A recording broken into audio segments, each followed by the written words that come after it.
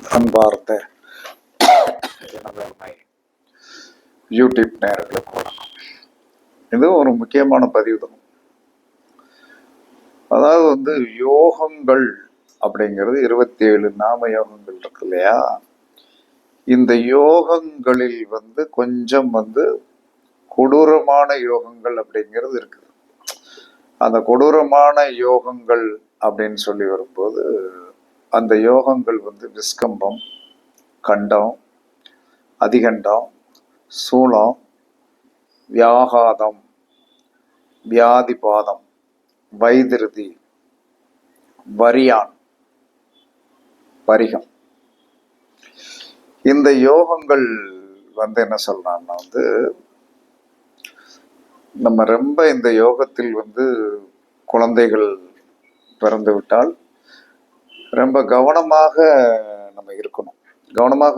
நம்ம நட்சத்திரத்தை மட்டும் பார்த்து கொண்டே இருந்தால் மட்டும் போதாது. நாம் என்ன யோகத்தில் பிறந்திருக்கிறோம், அது உங்களுக்கு என்ன ஆதிபத்தியமுடைய விஷயங்களை செய்யும் அப்படிங்கிறது தெரியணும்.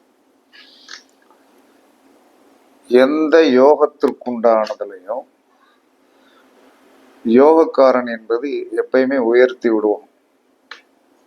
அது நீங்க மைனஸான யோகத்தில் இப்ப நான் சொன்ன விஸ்கம்பம், கண்டம், அதிகண்டம், சூலம், வியாகதம், வியாதிபாதம், வைதிருதி, வரியான் பிளஸ் பரிகம், இதுல இந்த 9 யோகங்கள் என்ன சொன்னா கொஞ்சம் ஏற்றுக்கொள்ள முடியாது. பிறந்தா ஒண்ணும் செய்ய முடியாது. அப்ப பிறந்தா ஒண்ணும் செய்ய முடியாது அப்படின்னு சொல்லி வரும்போது இந்த யோகத்திற்குண்டான இப்ப விஸ்கம்ப நாம யோகம் அப்படிங்கும்போது சனி யோகக்காரனா வந்துருவான். அப்ப விஸ்கநாம்ப நாம யோகத்தில் போய் பிறந்து நம் தொழிலில் பயங்கரமான உச்சத்தை தொட்டு விட்டோம் என்று சொன்னால் கண்டிப்பாக நாம் எவ்வளவு தூரத்திற்கு உயர்ந்திருந்தாலும் ஒரு பெண்ணால் உங்களுடைய வாழ்க்கை அழியும் அப்படிங்கிறத மனசுல வச்சுட்டே இருக்கணும். அதாவது உச்சிக்கு போக போக ஆபத்து ஜாஸ்திங்க. நார்மலா இருக்கிறவன் என்ன சொல்லலாம்னா எந்த பிரச்சனையும் இல்லை, தக்க வச்சுக்கலாம். உச்சிக்கு போயிட்டோன்னு வைங்க, நீங்க ரொம்ப கவனமாக இருக்கணும்.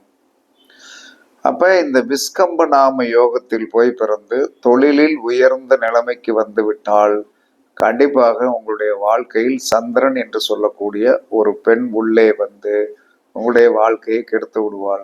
கவனமா இருக்கணும். அதற்கடுத்து என்ன சொன்னா கண்டம். கண்டநாம யோகத்தில் போய் பிறந்தாச்சுன்னா அதுவும் அப்படித்தான். சனி உயர்ந்தெடுத்து கொண்டு வந்துருவான். நீங்கள் எதிர்பார்க்காத ஒரு வளர்ச்சி இருக்கும். அப்பேன்னு நீங்க என்ன சொன்னா 80 கிலோமீட்டர் 85 கிலோமீட்டர் போகும்போதே பிரேக் லைட்டா என்ன சொல்லலாம்னா ஸ்லோ பண்ணி போறது நல்லது. அப்ப என்ன நடக்கும் அப்படின்னா கண்டநாம யோகத்தில் போய் பிறந்தாச்சுன்னா அதே சந்திரன் என்ன சொல்றான்னா நட்பால் கெடுத்துருவோம். நட்பு இன்னொருத்தனுக்கு கையெழுத்து போட்டாச்சுன்னா முடிஞ்சு வச்சு இல்லையா? இன்னொருத்தனுக்கு நான் கையெழுத்து போட்டேன், ஓகே கையெழுத்து போட்டாச்சு. எதுக்கு? ஜாமீன் கையெழுத்து. அப்ப ஜாமீன் கையெழுத்து போட்டாச்சு அப்படின்னு சொன்னாலே அதை நீங்க கட்ட வேண்டிய ஒரு சூழ்நிலை வந்துடும். அதனால விஸ்கம்ப நாம யோகத்தில் போய் பிறந்தவர்கள் பெண்ணிடம் சல்லாபம் கூடாது. அதற்கடுத்து என்ன சொன்னா கண்டநாம யோகத்தில் போய் பிறந்தவர்கள் நண்பர்களை தூக்கி தூரத்தில் ஒதுக்கி வச்சிரு. ஏன்னா வீட்டுக்குள்ள கூட நண்பரை விடாதே கல்யாணம் முடிச்ச பிறகு அப்படிங்கிறான். இதெல்லாம் உண்மையானா? இதெல்லாம் உண்மை, 100% உண்மை. அதுல மாற்று கருத்தெல்லாம் கிடையாது.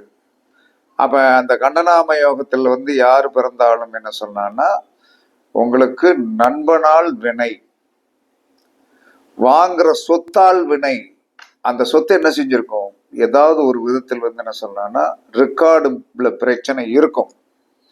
அதை நீங்க கவனமாக தெரிஞ்சுக்கிடணும். சரியா? அதற்கடுத்து அதிகண்டம். அப்ப அதிகண்ட நாம யோகத்தில் போய் வந்து ஒருத்தன் பிறந்திருந்தால் சந்திரன் என்று சொல்லக்கூடிய கிரகத்தால் பெரிய வளர்ச்சி உண்டு. சந்திரன் என்று சொல்லக்கூடிய கிரகத்தால் பெரிய வளர்ச்சி உண்டு. அந்த சந்திரன் என்று சொல்லக்கூடிய பெரிய அந்த கிரகத்தால் வளர்ச்சி உண்டு. சந்திரன் என்பவன் என்ன சொன்னா காலபுருஷனுடைய 4ஆம் இடம். அந்த 4ஆம் இடத்திற்கு உரியவன் வந்து என்ன சொன்னா வண்டி வாகனம் வசதி தோட்டம் துறவு எல்லாம் கொடுத்துருவான். கடைசியில வந்து என்ன சொன்னான்னா மண்ணால் பிரச்சனைட்டான். மண்ணால் பிரச்சனைட்டான்.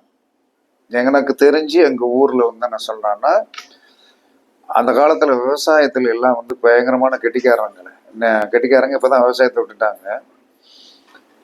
அவர்களுக்கு வந்து 2-3 பம்ப் செட்டு கிணறு. அந்த 2-3 பம்ப் செட்டு கிணறு அப்படிங்கும்போது ஜேன்னு இருக்காங்க. அந்த நபருக்கும் பக்கத்து வீட்டுக்காருக்கும் கடவு பிரச்சனை. இவர்களும் ஒரே கம்யூனிட்டி, அவர்களும் ஒரே கம்யூனிட்டி. நான் சின்ன பையனா ஒரு 15 வயசு இருக்கும். பார்த்தீங்கன்னா அந்த கடவு பிரச்சனையை 10 நிமிஷத்துல பேசி தீர்த்துடலாம். நீ இப்படி வச்சுக்க, இல்ல நீ வச்சு கெட்ட பாரியா கெட்டி தொலைடா அப்படின்ட்டு போயிருக்கணும். அடிபடி நடந்து மண்டையெல்லாம் உடைச்சிட்டு பிறகு போலீஸ் ஸ்டேஷன் போனாங்க. போலீஸ் ஸ்டேஷன் போன பிறகு அது எப்படியே சமாதானமாயி பிறகு ஒரு வருடம் கழித்து இந்த பல 3 பம்பு செட்டு கணத்துக்கு அதிபதி கொய்யா தோப்பு போட்டிருக்காரு. கொய்யா தோப்புல வந்து அடிச்சு கெட்டி வச்சுட்டாங்க. அதற்கடுத்து அந்த சந்ததி வளரவே இல்லை. அந்த காலத்துல இந்த சைக்கிளுக்கு பம்பு அடிபம்பு காத்தடிக்கிற பம்பு இருக்குல்ல, காலையில எங்க அப்பா வேலைக்கு போயிட்டு வந்த பிறகு என்ன சொன்னா அது காத்திறங்கின போய் அடிச்சுட்டு வேணாம் அவங்க வீட்டுக்கு தான் போவேன். சரி எடுத்துட்டு அடிச்சுட்டு போதம்பி அப்படிம்பாங்க. அந்த மாதிரி இருந்த குடும்பம் சொத்து வண்டி வாகனம் ரைஸ் மில்லுக்கு அல்ல குதிரை இருந்தது. கடைசியில இன்னைக்கு அதே வீட்டு வழி நான் போறேன் இல்லை. அப்ப ஏதோ ஒரு அவயோகம் அங்கே வந்து வேலை செஞ்சிருக்கு இல்லையா. இப்ப யாருமே இல்லை. ஆம்பளைகள் முறை ஒருத்தர் வந்து மர்டர், யாரும் கண்டுபிடிக்கவே முடியல. கொன்னவங்க யாருன்னு எல்லாரும் ஊருக்குள்ள தெரியும். ஒன்றும் பண்ண முடியல. கேஸ் ஒன்றும் பண்ண முடியல. அப்போ வந்து என்ன சொன்னான்னா எப்போ அதிகண்ட நாம யோகத்துல போய் பிறந்துட்டோமோ, அதிகண்ட நாம யோகத்துல போய் நம்ம பிறந்துட்டோம் அப்படின்னா நமக்கு சொத்து பாக்கியங்கள் அனைத்து விதமான வளர்ச்சிகள்லாம் வந்துடும். வந்த பிறகு என்ன சொல்றான்னா அங்கு மண்ணால் பிரச்சனை வரும். அப்ப அந்த மண்ணால் பிரச்சனை வரும்போது என்ன சொன்னான்னா மண் என்று சொன்னால் செவ்வாய் என்று சொன்னால் ஆயுத மரணம் வந்துடும். அதனால அதிகண்ட நாம யோகத்துல பிறந்தவங்களும் கவனமா இருந்துக்கிடணும். அதற்கடுத்து சூல நாம யோகத்துல யாரு பிறந்தாலும் உங்களுக்கு பிரச்சனைக்குரியது அப்படின்னு சொல்லி வரும்போது யாரு யோகத்தை கொடுப்பவன் குரு. சூலநாம யோகத்திற்கு யோகத்தை கொடுப்பவன் குரு. குழந்தை குட்டி வளர்ச்சி வசதி எல்லாம் வந்த பிறகு என்ன சொல்றான்னா எங்கேயோ ஒரு இடத்துல வந்து என்ன சொல்றான்னா சிவன் சொத்தை நாம் அபகரிக்க வேண்டிய ஒரு சூழ்நிலை வரும். சிவன் சொத்தை அபகரிக்க வேண்டிய சூழ்நிலை வரும். ஏன்னு தெரியுமா? அந்த சூலநாம யோகத்திற்கு அவயோகி யாரு அப்படின்னு சொன்னா சூரியன். அது எந்த நட்சத்திரம் அவயோகியா வருது? கார்த்திகை நட்சத்திரம் அவயோகி, அது மண்ணு. அந்த மண்ணை சூரியன் நட்சத்திரம் மண் தோஷம் முடியுது. அப்ப சிவன் செத்து குலநாசம். நம்ம பிள்ளைகள் வளர்ச்சி அடைந்து அதில் வந்து பெரிய கெயினாக இருக்கக்கூடிய ஒரு காலத்தில் தாப்பனை போட்டு தள்ளிடுவாங்க, டெத் ஆயிடுவாங்க. அதனால சூலநாம யோகத்தில் போய் பிறந்து குழந்தைகள் ஆணும் பெண்ணும் இருந்து எல்லா வளர்ச்சியும் இருந்தும் 10 பைசா பிட்டு எது கோவில் நிலங்கள்ல வந்து கை வச்சிடாதீங்க. கோயில்ல தர்மத்தாவா இருந்துடாதீங்க. கோயில்ல தர்மத்தாவாக இருந்தா 10 ரூபாய் வந்து 10 ரூபாயா 5 ரூபாயா அதுல வந்து சின்ன விஷயத்துக்குனால ஒரு டீ குடிக்க வேண்டியதுனால அது கர்மா தான். அப்ப சூலநாம யோகத்தில் பிறந்தால் சூரியனால் பிரச்சனை. அந்த சூரியன் வந்து செவ்வாய் என்று சொல்லக்கூடிய ஆதிபத்தியம் உடைய மண்ணால் பிரச்சனையை கொடுத்துரும். அப்ப சிவன் சத்து குலநாசம். அதுல கவனமாக இருக்கணும். அதுக்கடுத்து என்ன சொல்லலாம்னா வியாகாதம். இந்த வியாகாதம் நாம யோகத்திற்கு என்ன சொல்றான்னா சுக்கிரன் தான் யோகம். வியாகாதம் நாம யோகத்திற்கு சுக்கிரன் தான் யோகம். அந்த சுக்கிரன் யோகமாக வந்தால் குரு அவயோகியம் வந்துடுறாரு. அப்ப பெத்த பிள்ளைகளுக்கு ரொம்ப செல்லம் கொடுத்து வளர்த்து, எங்க ஊர்ல இதே மாதிரி தான். ஏன் உதாரணம் சொல்றேன்னா, பெரிய ஊர், எங்க ஊர் பெரிய ஊர், ஒரே கம்யூனிட்டி மேன்ஸ். அந்த கம்யூனிட்டி மேன்ஸை யாரும் அவங்கள மாரி எல்லாம் ஒன்றும் செய்யலாம் முடியாது. அப்ப அந்த அளவுக்கு வசதியான ஒரு பெரிய சேர்மேனாக இருந்தவருடைய பையன் ரொம்ப செல்லம் கொடுத்து வளர்த்துட்டார். தோட்டம், துறவு, பசுமாடுகளும் எருமை மாடுகளும் தோட்டங்களும் பார்த்தீங்கன்னா அவங்க தோட்டத்துக்குள்ளெல்லாம் போகும்போது தேங்காய் விழுந்து கிடக்கும், எடுத்துட்டு வருவோம். அல்லாத போது தான் எடுத்துட்டு வருவோம். அன்னைக்கு தேங்காய் என்பது ஒரு பெரிய பொக்கிஷ மாதிரி. அதை கல்லை வச்சு உடைச்சி அதை திம்போம். ஆனால் இன்று அந்த அதுக்கு அவயோகம் என்று சொல்லக்கூடிய அந்த குரு எல்லா சொத்தையும் விற்றான். அந்த பையன் தலையெடுத்து பிறகு விற்றான். பொம்பளை எல்லாத்துலேயும் போய் இன்னைக்கும் தண்ணியை போட்டுட்டு ஊரில் எவ்வளவு கொடிகட்டி பிறந்தார்களோ இன்னைக்கு வெளியில சாப்பாட்டுக்கு என்ன சொல்றான்னா, எங்க வீட்டுக்கு ஒரு நாள் கழுவுமலைக்கு என்ன சொன்னான்னா, வண்டி என்ன சொன்னா, செயின் வந்து போச்சு தம்பி, எனக்கு ஒரு 200 ரூபா கொடு அப்படின்னு சொல்லிட்டோம். நம்ம ஊர்ல இருந்து வந்துட்டாங்களேன்னு கொடுத்தோம்னா அதை வாங்கி தண்ணி அடிச்சுட்டு போயிட்டான். இந்த மாதிரி கர்மாவெல்லாம் பார்த்ததுனாலதான் இதை சொல்றோம். அதற்கடுத்து என்ன சொல்றான்னா வியாதிபாதம். வியாதிபாதம் ராகு குறுகிய காலத்தில் பெரிய வளர்ச்சியை கண்டிப்பா கொடுப்பார். ஆனால் வியாதிபாத நாம யோகத்தில் போய் பிறந்தால் கூட பிறந்தவனுக்கு சொத்தை விட்டு கொடுத்துரு. கூட பிறந்தவனுக்கு சொத்தை விட்டு கொடுத்துரு. நீ ஊரை விட்டு தள்ளி வந்துரு. அந்த கர்மா என்ன சொல்றான்னா உனக்கு பாதிக்காது. வியாதிபாத நாம யோகத்துல பிறந்துட்டியா, ஓகே, உனக்கு ராகுவால் ஒரு யோகம். உன் பொண்டாட்டியே ராகுவுடைய நட்சத்திரத்துல வரலாம், உன் பிள்ளையோ நட்சத்திரத்துல வரலாம், அள்ளி கொடுப்பான். அவன் என்ன செய்வான்னா உடன்பிறப்பால் பிரச்சனையை கொடுப்பான். அப்ப என்ன செய்யணும்? அப்பன் சேர்த்து வச்சிருந்த சொத்து கண்டிப்பா காணி நிலனாலும் உண்டு, ஒரு வீடு உண்டு, அது உன்னாலும் உருவாக்கப்பட்டிருக்கும். நீ என்ன செய்யணும்? தாடா நீங்களே வச்சுக்கோங்கடா, சந்தோஷமா இருக்கடான்னு கையை கட்டு வந்துடும். வியாதிபாத நாம யோகத்தோட நெகட்டிவ் ஒன்றும் செய்யாது. ஏன்னா பூர நட்சத்திரம் என்ன செய்யும்? கஷ்டத்தை கொடுத்துருமா. அதே மாதிரி வைதிருதி. வைதிருதிக்கு என்ன சொல்லணும், எப்பயுமே பெத்த பிள்ளைகளால் அவமானம் உண்டு. வைதிருதி நாம யோகத்திற்கு பெத்த பிள்ளைகளால் அவமானம் உண்டு. கவனமா இருக்கணும். வைதிருதி நாம யோகத்துல பிறந்தாச்சுன்னா மாமிசம் சாப்பிடாதீங்க, பெத்த பிள்ளைகளால் அவமானம் இல்லை. அதற்கடுத்து வரியான். அப்ப அந்த வரியான் நாம யோகத்தில் போய் பிறந்தால் என்ன சொல்றான்னா தாய்மாமன் என்று சொல்லக்கூடிய உறவால் ஒரு அவமானம் உண்டு. கல்யாணம் கட்டிட்டு போற வீட்டுல என்ன சொல்றான்னா மாமனாரை அதிகமா டச்சபிலிட்டி இல்லாம பேசாம ஒதுங்கி வந்துடணும். அதே சமயத்தில் பெண்ணாக இருந்து வைதிருதி நாம யோகத்தில் என்ன சொன்னான்னா பிறந்தாச்சுன்னா, பெண்ணாக பிறந்து என்ன சொன்னான்னா வைதிருதி நாம யோகத்துல பெண்ணா வரியான் வியாதிபாதத்துக்கு நடத்துறது வைதிருதி. அப்ப அந்த வைதிருதி அப்படின்னு சொல்லி வரும்போது என்ன சொல்றான்னா, வைதிருதி அப்படின்னு சொல்லி வரும்போது என்ன சொல்றான்னா, அங்க குழந்தையால் தான் பிரச்சனை வரும். அப்ப குழந்தையால் தான் பிரச்சனை வரும் அப்படின்னு சொல்லி வரும்போது என்ன சொல்றான்னா நாம் மாமிசம் சாப்பிடுவதை நிறுத்தி விட்டோம் என்று சொன்னால் கண்டிப்பாக என்ன சொல்றான்னா பாதிப்பு தன்மைகள் வராது. அதற்கடுத்து பரிகம். பரிகத்திற்கு என்ன சொல்றான்னா, பரிகம் அப்படின்னு சொன்னாலே தாழ்வுன்னு தான் அர்த்தம். அப்ப அந்த பரிகநாம யோகத்தில் போய் பிறந்தால் சனியால் கண்டிப்பாக ஒரு யோகம் உண்டு. ஆனால் பெத்த குழந்தையால் அவமானம் உண்டு. அப்ப நம்ம என்ன செய்ய, அட்வான்ஸாக மாமிசம் சாப்பிட்றதை நிறுத்திடும். இப்படி நிறுத்தி நாம் எல்லா இதை கனெக்ட் பண்ணியே என்ன சொல்றான்னா கொண்டு வந்துடணும். அப்படி கொண்டு வரவில்லை என்று சொன்னால், இப்ப இந்த வியாகத நாம யோகத்துல போய் பிறந்தீங்கன்னா, வியாகத நாம யோகத்துல போய் பிறந்தால் சுக்கிரனால் பெரிய யோகம். கல்யாணம் முடிச்ச பிறகு பெரிய யோகம் வந்துடும் வியாகத நாம யோகத்துல போய் பிறந்தால். ஆனால் சனி ஆயில என்ன சொல்றான்னா ஊனமாக்கி விட்டுருவான். புனர்பூசம் நட்சத்திரம் தான் அதுக்கு அவயோகியா வரும்.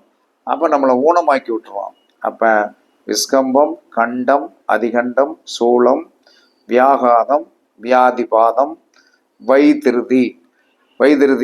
அதற்கடுத்து என்ன சொன்னா வரியான், பரிகம். அப்ப இதெல்லாம் கொஞ்சம் என்ன சொன்னா யோகங்களில் மைனஸான யோகம். ஆனால் அதற்கு எதிரான நல்ல எப்பயுமே ஒன்று கெடுக்குதுன்னு கொஞ்சம் நினைச்சுக்கிடுங்க. ஒன்று கெடுக்கணும்னா எப்படின்னா நார்மலான அந்த பிரச்சனை. ஆனால் உச்சத்திற்கு தொட வச்சேன்னு சொன்னா அப்படி கழுத்த இருக்கிறது எனக்கு அர்ப்பணம். அதுதான் பயங்கரமான மைனஸாக இருக்கும். அதனால இது கொஞ்சம் மைண்டூட்டான பதிவு. அந்த மைண்டூட்டான பதிவு அப்படிங்கிறதுனால யார் என்ன சொல்லணும், கொஞ்சம் நிதானமாக படிங்க, கண்டிப்பாக தெரிஞ்சிடும். இப்போ விஸ்கம்பத்திற்கு என்ன மைனஸ்னா பெண்ணால் பிரச்சனை. கண்டம் அப்படின்னு சொல்லி வரும்போது கண்டத்திற்கு என்ன சொன்னா புதனால் பிரச்சனை கண்டிப்பாக வந்துடும். அதிகண்டத்திற்கு என்ன சொன்னா செவ்வாயால் பிரச்சனை வந்துடும். சூலநாம யோகத்திற்கு என்ன சொல்லலாம்னா செவ்வாயால் இளைய சகோதரத்தால் பிரச்சனை கண்டிப்பா வந்துடும். அதற்கடுத்து வியாகாத நாம யோகத்திற்கு கரெக்டா என்ன சொல்லலாம்னா வியாகாத நாம யோகத்திற்கு புனர்பூச நட்சத்திரத்துக்கு உண்டான சனியால் பிரச்சனை வந்துடும். வேலைக்காரன் மாட்டி விட்டுட்டு போயிடுவான்.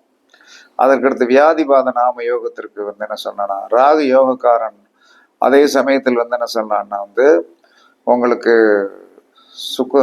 சுக்கிரன் அவயோகி. அப்ப இளைய சகோதரத்துக்கு அப்பா சம்பாதிச்சு சொத்து இருந்ததுன்னு எழுதி கொடுத்துடணும். அதுதான் பரிகாரம். அதற்கடுத்து என்ன சொல்லலாம்னா வைத்திருதிக்கு என்ன சொல்லலாம்னா பெத்த பிள்ளையால் பிரச்சனை கண்டிப்பாக வரும். வரியானுக்கு என்ன சொல்றான்னா உங்களுக்கு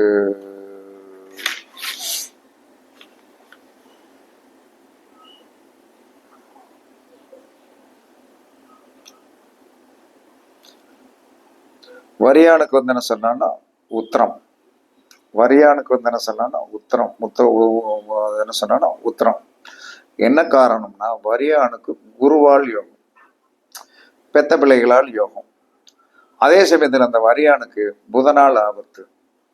அப்ப ஆணாக இருந்தால் மாமனால் ஆபத்து, தாய் மாமனால் ஆபத்து. பெண்ணாக இருந்தால் என்ன சொன்னான்னா தாய் மாமனால் ஆபத்து.